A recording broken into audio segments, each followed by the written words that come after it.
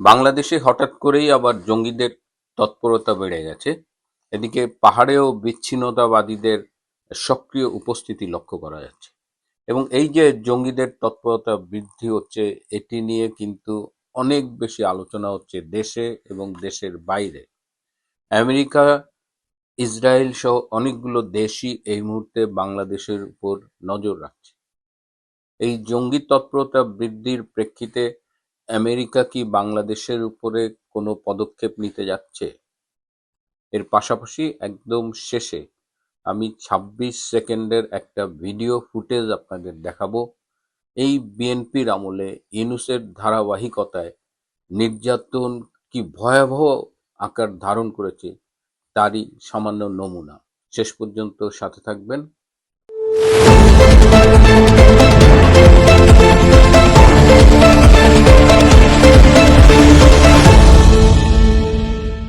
প্রিয় বন্ধুরা, প্রীতি, সালাম এবং শুভেচ্ছা নেবেন।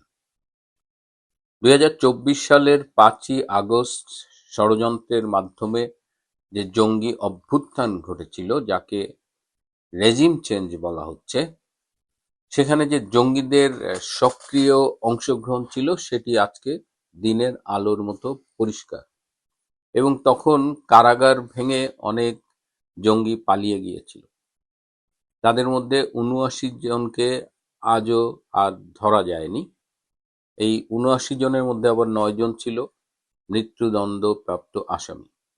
সে ৫ই আগস্টের পর থেকেই আমরা ঢাকা সহ দেশের বিভিন্ন স্থানে এই কলেমা তৈয়ব লেখা আইএসআইএস এর পতাকার আদলে বিভিন্ন পতাকা বহনকারী জঙ্গি গোষ্ঠীদের দেখেছি।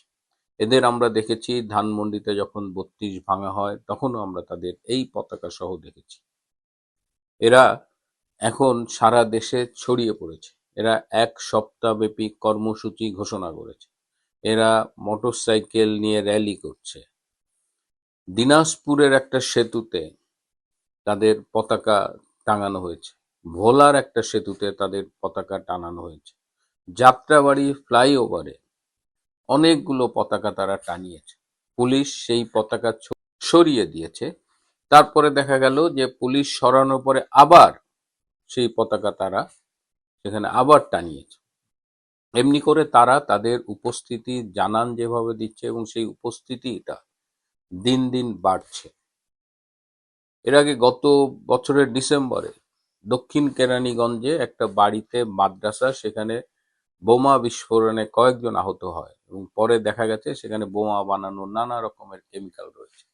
গত ফেব্রুয়ারিতে চাঁপাইনবাবগঞ্জে সেই বোমা বানাতে গিয়ে বিস্ফোরণ হয় এবং ২ জন মারা যায়। এই সবাই জঙ্গি তৎপরতার সাথে জড়িত।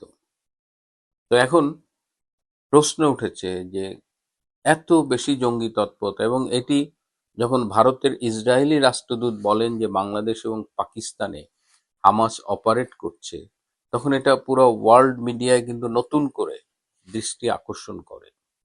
এবং কদিন আগে চিটাগাংয়ের এয়ারফোর্সের একজন ওয়ারেন্ট অফিসার, তাকে পাওয়া যায় টিটিপির ডেরায়। টিটিপি হলো তেহরিকে তালেবান অফ পাকিস্তান, পাকিস্তানের একটা জঙ্গি গোষ্ঠী। তাদের সাথে এই বিমান বাহিনীর কোনো কোনো কর্মকর্তার যোগাযোগ খুঁজে পাওয়া গেছে। এটা খুবই অ্যালার্মিং। বাংলাদেশে ৮ কিংবা ৯টা আন্তর্জাতিক জঙ্গি গোষ্ঠী কিংবা তাদের শাখা এই মুহূর্তে অপারেট করছে। এবং ডক্টর ইউনূস ছিল একজন জঙ্গি বান্ধব সরকার। তার সরকারের আমলে যে গত বছর এপ্রিলে আপনাদের মনে আছে কাশ্মীরের পাহালগাঁয়ে পাকিস্তানি জঙ্গি গোষ্ঠী একটি হামলা করেছিল এবং সেখানে অনেকে নিহত হয়েছিল। সেই বোমা হামলার আগের দিন বাংলাদেশের অন্যতম জঙ্গি মুফতি হারুন ইজাহার, যার জঙ্গি কানেকশনটা সবার কাছে মোটামুটি ওয়েল নোন, তার সাথে ডক্টর আসিফ নজরুল মিটিং করেছিল। এই ডক্টর আসিফ নজরুল ইউনূস সরকারের পক্ষ থেকে, এর সাথে আরো ২-১ জন উপদেষ্টা, এরা মোটামুটি জঙ্গিদের সাথে লিয়াজো মেনটেইন করত। তো আজকে সেটাই আরো ফুলে ফেঁপে উঠছে।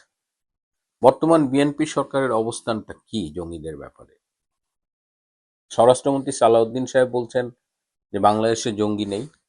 আবার প্রধানমন্ত্রীর তথ্য উপদেষ্টা ডক্টর জাহেদ বলছেন বাংলাদেশে জঙ্গি আছে। অর্থাৎ সরকার নিজেই দুই রকম স্ট্যান্ড নিয়েছে। আবার জঙ্গিরা বলছে যে বাংলাদেশে বিএনপি এবং জামাতের রাজনীতি করতে হলে দুটো দলেরই নাকি এই জঙ্গি গোষ্ঠীদের দরকার। এর আগে আমরা 2001 থেকে 2006 পর্যন্ত যখন জামাত বিএনপি জোট সরকার ছিল তখন কিন্তু তাদের আমলেই বাংলা ভাই, শায়েক আব্দুর রহমান এদের উত্থান দেখেছিল এবং তাদের নেতৃত্বে এই জেএমবি জঙ্গি গোষ্ঠীর উত্থান হয়েছিল। তো আজকে বাংলাদেশে সেটাই দেখছি, এবং এটা যে বাংলাদেশের আভ্যন্তরীণ একটা সমস্যা সেটা না। এর ফলে দেখা যাচ্ছে যে বিশ্বের ইন্টারেস্ট বেড়েছে। এই যে আমাদের বিভিন্ন দূতাবাসের রাষ্ট্রদূতরা মিটিং করছে, তাদের মধ্যে অনেকে এই মুহূর্তে গতকাল বলেছিলাম দিল্লি গিয়েছিলেন। এখানে কিন্তু এই বাংলাদেশের জঙ্গি উত্থান একটি এজেন্ডা রয়ে যাচ্ছে। এর ফলে ইসরায়েল এখানে আগ্রহী হচ্ছে, ভারতের সাথে তারা কি করবে সেটা আমাদের দেখতে হবে।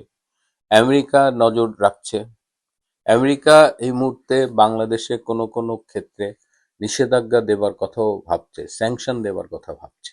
এই স্যাংশনটা বিভিন্ন পর্যায়ে হতে পারে, যেমন জঙ্গি অর্থায়নের সাথে সংশ্লিষ্ট কাউকে তারা নিষেধাজ্ঞা দিতে পারে, কারো কারো ভিসার ব্যাপারে নিষেধাজ্ঞা দিতে পারে। তো আমেরিকা এটা ভাবছে। আবার আমেরিকা এই জঙ্গি অভ্যুত্থানকে বা এই জঙ্গিদের উত্থানকে কাজে লাগিয়ে বাংলাদেশের কি সর্বনাশ করে সেটা নিয়েও কিন্তু একটা আলোচনা আছে। কারণ এমনও হতে পারে এই জঙ্গিদের উস্কিয়ে দিচ্ছে আমেরিকা, এবং তারপরে এই জঙ্গি দমনের নামে তারা তাদের নতুন কোনো এজেন্ডা বাস্তবায়ন করবে। এটা পৃথিবীর ইতিহাস যদি আমরা ঘাঁটি এই সমসাময়িক সময়, তাহলে কিন্তু আমেরিকার এই অভ্যাসটা আছে। তারাই তালেবান সৃষ্টি করেছিল, আবার তারাই তালেবানের বিরুদ্ধে যুদ্ধ করেছিল। তো বাংলাদেশের এই জঙ্গিদের উত্থান খুব সতর্কতার সাথে দেখতে হবে। এবং বিএনপি যেহেতু এই মুহূর্তে দেউলিয়া একটি সরকার, বাংলাদেশের কোনো কিছুর উপর তাদের কোনো নিয়ন্ত্রণ আছে বলে আমার মনে হয় না। তারা মানে সবাই মিলে যেন চাঁদাবাজি, দুর্নীতি, লুটতরাজ, ধর্ষণ, নির্যাতন এইসবের মধ্যেই আছে। একটা দেশকে যে ভালোভাবে চালানো সেই দক্ষতাও তাদের আছে বলে মনে হয় না, সেদিকে তাদের কোনো আগ্রহ আছে তাও মনে হয় না। সমতলে যখন জঙ্গিদের উত্থান, পাহাড়ে তখন অশান্তি পরিলক্ষিত হচ্ছে। আমাদের কেএনএফ, ইউপিডিএফ এগুলো অনেকদিন ধরে অপারেট করছে। নানা রকমের স্থল মাইন পাওয়া যাচ্ছে এই মিয়ানমার সীমান্তে, ভারত চিটাং হিল ট্রাক্স এইসব সীমান্ত এলাকায়। এর সাথে নতুন করে যোগ হয়েছে খুমি পিপলস ফোর্স, কেপিএফ। এই খুমি পিপলস ফোর্স আবার আরাকান আর্মির প্রতিদ্বন্দ্বী। তারা প্রতিদিন আরাকান আর্মির সাথে গোলাগুলি বিনিময় করছে। তো পাহাড় অশান্ত হয়ে উঠছে। এই পাহাড়কে নিয়ে কি ষড়যন্ত্র হচ্ছে সেটাও দেখার বিষয়। যে পাহাড় অশান্ত হচ্ছে এটা বিচ্ছিন্ন কোনো ঘটনা নয়, এর সাথেও আমাদের আশেপাশের দেশগুলো জড়িত। শুরুতেই বলেছিলাম একটা ভিডিও ক্লিপ দেখাবো। চট্টগ্রামের সাতকানিয়া উপজেলার ডেমশা ইউনিয়ন যুবলীগের যুগ্ম আহ্বায়ক নুরুল আলম, তাকে গ্রেপ্তার করা হলো।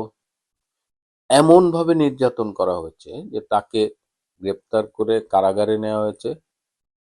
যখন তাকে কারাগারে নেওয়া হয় তখনই বোঝা যাচ্ছিল যে ভীষণ অসুস্থ, কারণ তাকে ম্যাসিভ পিটানো হয়েছে। এই টর্চারের ফলে সেই রাত থেকে পরের দিন তার লাশ পাওয়া গেল, তাকে মৃত পাওয়া গেল সেই ভিডিও ফুটেজটা দেখে।